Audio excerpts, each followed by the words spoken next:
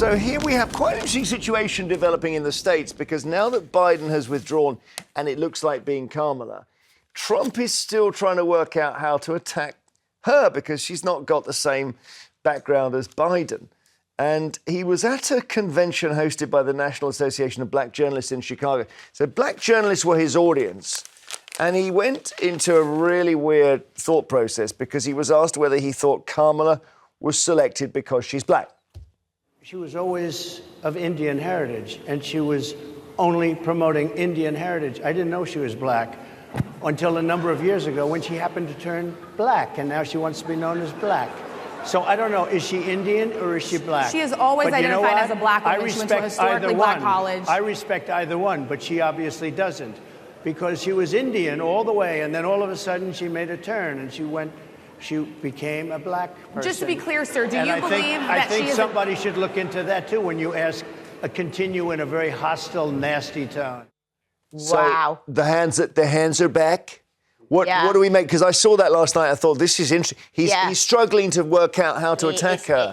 Keep talking, Trump, digging away. I mean, what a stupid man. You can Google. It's very easy to find out her heritage. Her father's Jamaican. Her mother's from Tamil, so she's a mixed heritage. She's not gone from saying she's Indian to saying No, she's of course black. she hasn't. No. And what's so wonderful here is that Trump and the Republicans have spent the whole campaign assuming they're going to be going against Biden. So the whole campaign has been about age and about, cognitive function, if you like, really, as in the attack.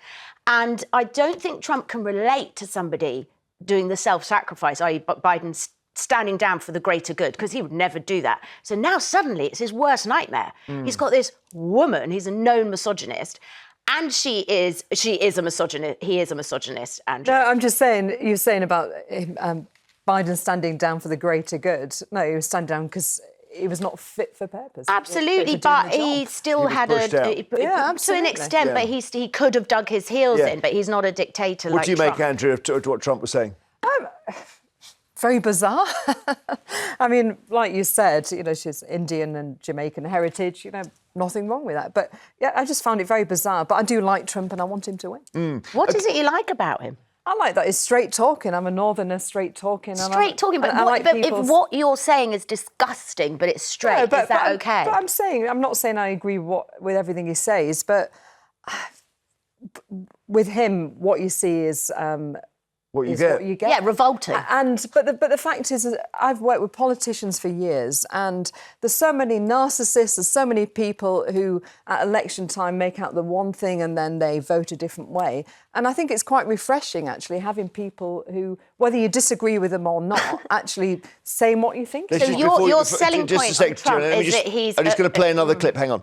Because he then went into a different thing where he had to explain what he called a black job was. The journalists in this room I know and I have great respect for. A lot of the journalists in this room are black. I will tell you that coming from the border are millions and millions of people that happen to be taking black jobs. You had the best.